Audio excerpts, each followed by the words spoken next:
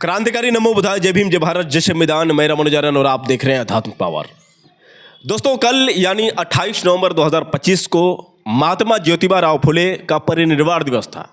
ऐसे में महात्मा ज्योतिबा राव फुले को श्रद्धांजलि तमाम बहुजन समाज के लोग दे रहे थे। लेकिन वही दूसरी ओर जितने भी सनातनी हैं, जितने भी हिंदू एकता की बात करते हैं, जितने हिंदू राष्ट्र की बात करते हैं, उन लोगों के मन में ज्योतिबा राव फुले के प्रति सम्मान नहीं, अपमान नजर आ रहा था। मैं आपको बता दूं कि स्वामी आनंद स्वरूप जो लगातार बाबा साहब डॉक्टर भीमराव अंबेडकर व जितने भी भीमवादी हैं, जो भी बाबा साहब डॉक्टर भीमराव अंबेडकर को मानते हैं, उनके ऊपर लगातार एक के बाद एक गलत कमेंट करते नजर आता है। लेकिन आपको बता दें साथियों कि इस बार जिस तरह से उसने कमेंट किया, ये सारी हदें पार कर गया। आपको बता दें कि जिस वक्त महात्मा ज्योतिबा राव फुले को तमाम बहुजन समाज के लोग उनको नमन कर रहे थे, उसी दौरान ये स्वामी आनंद स्वरूप जो है उनके खिलाफ, उनके विरोध में किस तरह से ये पोस्ट किया था, मैं आपको उसका पोस्ट सुनाता हूँ। उसने लिखा है अपने फेसबुक अकाउंट पर कि भारत में हिंदू धर्म द्रोह की शुरुआत ज्योतिबा फुले ने किया था, जिसके कारण उसका अपना समाज ही बहिष्कृत कर दिया था।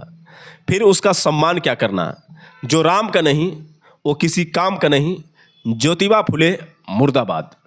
तो दोस्तों, यहाँ पर ये स्वामी आनंद स्वरूप ने जिस तरह से ज्योतिबा राव फुले का अपमान किया है, आप देख सकते हैं कि किस तरह से इसने लिखा है, ज्योतिबा फुले मुर्दाबाद। अब साथियों, आपको बता दें कि जैसे ही ये पोस्ट अंबेडकरवादियों को देखने को मिला, अंबेडकरवादियों का खून खौल गया। ऐसे में आपको बता दें कि आज़ाद समाज पार्टी व भीम आर्मी के धाकड़ नेता दामोदर सिंह यादव, जो लगातार धीरेन्द्र शास्त्री की पद यात्रा को लेकर विरोध कर रहे थे, एकमात्र दामोदर सिंह यादव ने धीरेन्द्र शास्त्री की हालत खराब कर दी थी। आपको बता दें कि लगातार धीरेन्द्र शास्त्री के खिलाफ एक के बाद एक वो जो वीडियो बनाकर डाल रहे थे, यहाँ तक कि सुप्रीम कोर्ट में भी जाकर उन्होंने शिकायत दर्ज की कि ये जो सनातन धर्म का ये प्रचार प्रसार कर रहा है, जो हिंदू राष्ट्र बनाने को लेकर लगातार ये यात्रा निकाल रहा है, इस धीरेन्द्र शास्त्री पर कार्रवाई होना चाहिए। क्योंकि जो भारत का संविधान ये कहता है कि भारत एक धर्म निरपेक्ष राष्ट्र है, यहाँ पर सभी धर्मों को स्वतंत्र रूप से आज़ादी है, लेकिन उसी देश में किस तरह से एक धर्म को लेकर प्रचार प्रसार किया जा रहा है। ऐसे में तमाम जितने भी बीजेपी के नेता हैं इसके समर्थन कर रहे हैं, और यहाँ तक कि बीजेपी सरकार भी पूरा साथ दे रही है। साथियों, आपको बता दें कि जब धीरेन्द्र शास्त्री की सनातन हिंदू एकता पद यात्रा निकाली गई, उस दौरान हज़ारों पुलिस फोर्स धीरेन्द्र शास्त्री की सुरक्षा में तैनात कर दिए गए थे। यहाँ तक कि धीरेन्द्र शास्त्री के उपचार को लेकर कई डॉक्टरों की व्यवस्था की गई थी। जो धीरेन्द्र शास्त्री दुनिया को ये कहता है कि गोबर खाओ, गौमूत्र पियो, इससे बहुत सारे रोग से छुटकारा आप पा जाएंगे, आखिर धीरेन्द्र शास्त्री को गोबर की नहीं बल्कि दवा की क्यों ज़रूरत पड़ गई। लगातार कई बहुजन समाज के लोग ये आरोप लगा रहे थे कि ये पर्ची वाला बाबा, ढोंगी बाबा, पाखंडी बाबा, ये बागेश्वर वाला बाबा जो पर्ची देखकर लोगों का भविष्य बताता है, आखिर इसे क्यों नहीं पता चल पाया कि जब ये हिंदू सनातन एकता यात्रा निकाला था, उस दौरान जो दिल्ली में लाल किले में बम धमाका हुआ, जिसमें लगभग 15 से लेकर 20 लोग मर गए, आखिर उस वक्त इसको क्यों नहीं पता चला कि दिल्ली में एक धमाका होने वाला है। अब साथियों, आपको बता दें कि धीरेन्द्र कृष्ण शास्त्री की हालत खराब कर देने वाले दामोदर सिंह यादव को जैसे ही स्वामी आनंद स्वरूप के पोस्ट देखने को मिले, उनका खून खौल गया और उन्होंने जमकर स्वामी आनंद स्वरूप पर लताड़ लगाई। यहाँ तक कि उन्होंने इसको एकदम तुच्छ साबित कर दिए और इसके ऊपर क्या क्या कमेंट किए, क्या क्या बोले। पहले आप दामोदर सिंह यादव का वो वीडियो देखिए, उसके बाद मैं सीधे आपसे बात कर रहा हूँ। सम्मानीय साथियों, मैंने अभी देखा उत्तराखंड में एक जो बाबा बैठा है, एक चोलाधारी, भगवा चोलाधारी, जो ये वही लोग हैं, उसी जमात के लोग हैं जो धर्म को बदनाम भी करते हैं और रंग को भी बदनाम करते हैं, और जो साधु संतों का सम्मान इस देश में था, समाज में, उसको भी खत्म करने का काम करते हैं। ये कोई स्वरूपानंद नाम का नालायक व्यक्ति है। क्या बकवास किए जा रहा है ये। तेजस्वी की हार पे खुशियां मनाते हुए चंद्रशेखर आजाद जी की पार्टी की क्या जमानत जब्त हो गई, पता नहीं क्या क्या बकवास कर रहा था, और लिखता है आज दामोदर यादव की मुंह की खुजली ठीक हो गई होगी हिंदुत्व को देख के। अबे नालायक टकले, अगर तेरी औकात है तो पहले बाल उगा ले। है तेरी औकात? ये जो रोज डालता रहता है हवन में सुहा सुहा सुहा, जरा बाल उगा ले अपने। क्या कह रहा है महात्मा ज्योतिबा फुले के बारे में? महात्मा ज्योतिबा फुले का अपमान करेगा। हम गैर संवैधानिक भाषा बोलना नहीं चाहते और गैर संवैधानिक काम करने नहीं चाहते, लेकिन उत्तराखंड की सरकार से जरूर पूछेंगे। ऐसे बाइहाद लोगों को ढील रखा है मुख्यमंत्री ने और समझ में नहीं आता। मैं इसलिए नहीं बोल रहा था इस बेवकूफ आदमी पे कि ये आदमी इस स्तर का नहीं है कि मैं इसका जवाब दूं, लेकिन अब हमारे महापुरुषों पे शुरू हो गया। महात्मा ज्योतिबा फुले का अपमान करेगा। महात्मा ज्योतिबा फुले का अपमान एक समाज का अपमान नहीं है, इस देश का अपमान है, इस देश के बहुजनों का अपमान है, इस देश के मानवतावादियों का अपमान है। तेरे जैसे नौटंकी बाबाओं को ठीक करना आता है। जब धीरेन्द्र के पाखंड के खिलाफ हम लड़ सकते हैं, रामभद्राचार्य के पाखंड के खिलाफ लड़ सकते हैं, तो तेरी हैसियत क्या है? मैं उत्तराखंड की सरकार से कहूंगा कि या तो इसको सुधार दो, नहीं तो फिर अंबेडकर बाद ही आके इसको सुधारने का काम। तो दोस्तों आपने सुना किस तरह से दामोदर सिंह यादव ने जम कर रेला है।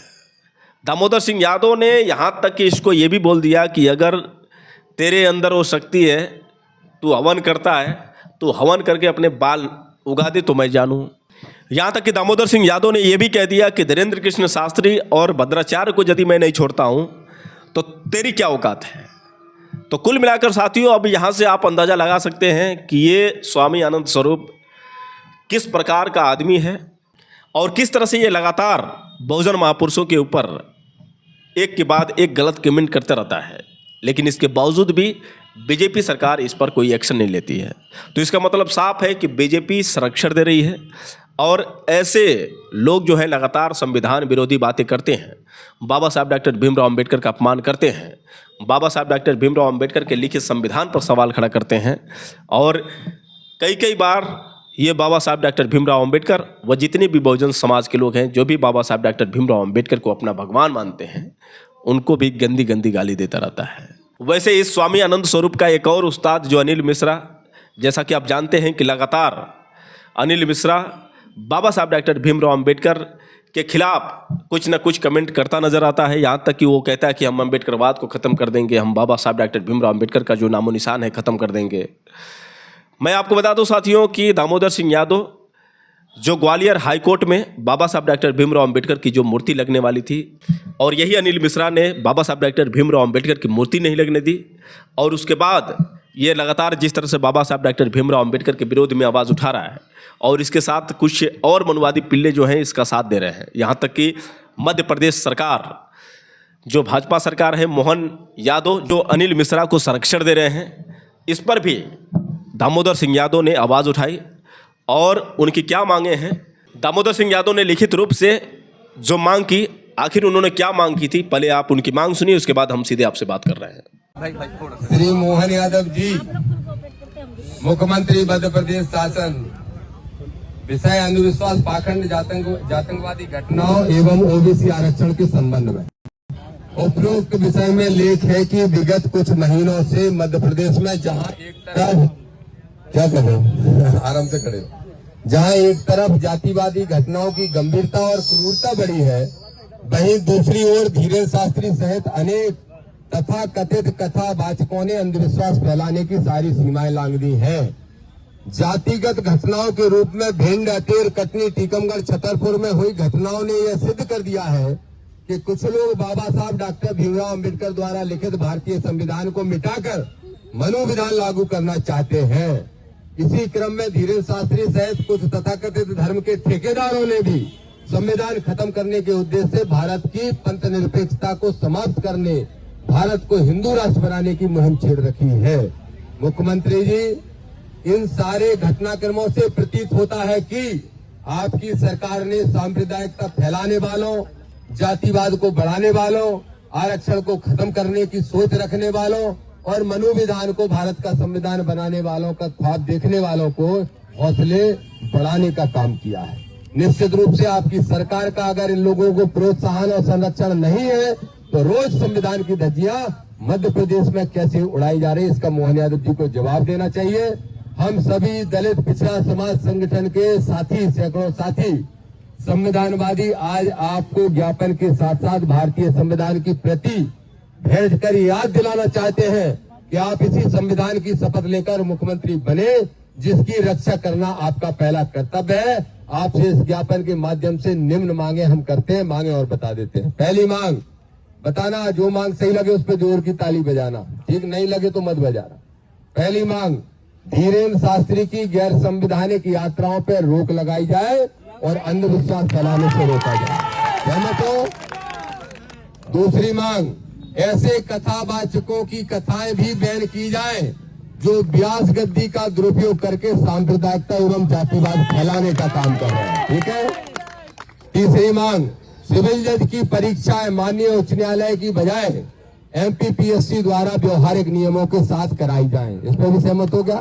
ठीक है। ओबीसी आरक्षण मामले में 13% होल्ड तत्काल प्रभाव से हटाया जाए एवं ओबीसी को भी एससी एसटी के भाई बहनों की तरह संख्या के अनुपात में आरक्षण दिया जाए। सहमत हो? प्रदेश भर में हो रही जातिगत घटनाओं की गंभीरता को देखते हुए, जैसे कहीं पेशाब चटा दी जा रही, कहीं पैर धुला के पिला दिए जा रहे कुसुमा बच्चे को, कहीं जाटव को पेशाब चटाई जा रही, तो ये घटना इतनी क्रूर है कि इनमें सिर्फ एट्रोसिटी एक्ट से काम नहीं चलेगा, इसमें एनएससी की कार्रवाई का प्रावधान सरकार करे। ठीक है कि नहीं? राष्ट्रीय सुरक्षा कानून का। इसके अलावा ग्वालियर हाईकोर्ट परिसर में पूर्व से निश्चित स्थान पर भारतीय संविधान के रचयिता बाबा साहब डॉक्टर भीमराव अंबेडकर की प्रतिमा को स्थापित कर वर्गवाद की स्थिति को समाप्त किया जाए। ठीक है कि नहीं? प्राइवेट सेक्टर में भी आरक्षण लागू किया जाए एवं सरकारी नौकरियों में प्रमोशन में आरक्षण लागू किया जाए। सहमत हो क्या? अरे ताली नहीं बजा रहे हो, क्या सहमत हो? नहीं हो तो मना कर लो, हटा देंगे भी मांग। सहमत हो? अच्छा ठीक है। एक और है, एक डबरा में है एक नेताजी, किसानों की पैसे खा गया एक शुगर मिल, और शुगर मिल की जमीन खा गए वो नेताजी सत्ताधारी। अब वहां नवग्रह मंदिर बना रहे हैं। नवग्रह कौन सा मंदिर? बोले नवग्रह मंदिर बन रहा है और धीरेन्द्र शास्त्री उसका उद्घाटन करने जा रहे हैं। तो हमारी मांग है मुख्यमंत्री से कि तत्काल प्रभाव से वो जमीन जो कि लीज पे दी थी एक शुगर मिल के लिए, तो लीज की जमीन को सरकार वापस ले और जिन किसानों का पैसा बकाया है उनमें प्लॉटिंग के रूप में वो जमीन बांट दी जाए। ठीक है कि नहीं? बस ये मांगे हैं। भारतीय संविधान की कॉपी के साथ साथ आपको ज्ञापन सौंपकर मांग करते हैं कि संविधान विरोधी बेलगाम तत्वों पर कार्रवाई सख्ती से की जाए, अन्यथा हमारा संगठन राजधानी भोपाल में संविधानवादियों के साथ लाखों लोगों को लेकर मुख्यमंत्री को घेरने के लिए विवश होगा। बोलो तैयार हो? तो दोस्तों, आपने सुना किस तरह से दामोदर सिंह यादव ने जमकर लताड़ लगाई और किस तरह से ग्वालियर हाईकोर्ट में बाबा साहब डॉक्टर भीमराव अंबेडकर की प्रतिमा लगाने को लेकर बात कही, और धीरेन्द्र शास्त्री की जो यात्रा है, धीरेन्द्र शास्त्री की जो सोच है, उस सोच को ख़त्म करने के लिए किस तरह से उन्होंने मांग रखी। वैसे दोस्तों, आप लोग की क्या राय है, आप लोग कमेंट करके बताएं। और दामोदर सिंह यादव क्या वास्तव में संविधान को लेकर और बाबा साहब डॉक्टर भीमराव अंबेडकर के सम्मान को लेकर लड़ाई लड़ रहे हैं? अगर लड़ रहे हैं तो आप लोग उनका साथ दें और कमेंट में उनके लिए 2 शब्द जरूर लिखें। दोस्तों, फिर मिलेंगे अगली वीडियो के साथ। तब तक के लिए क्रांतिकारी नमो बुद्धाय। जय भीम।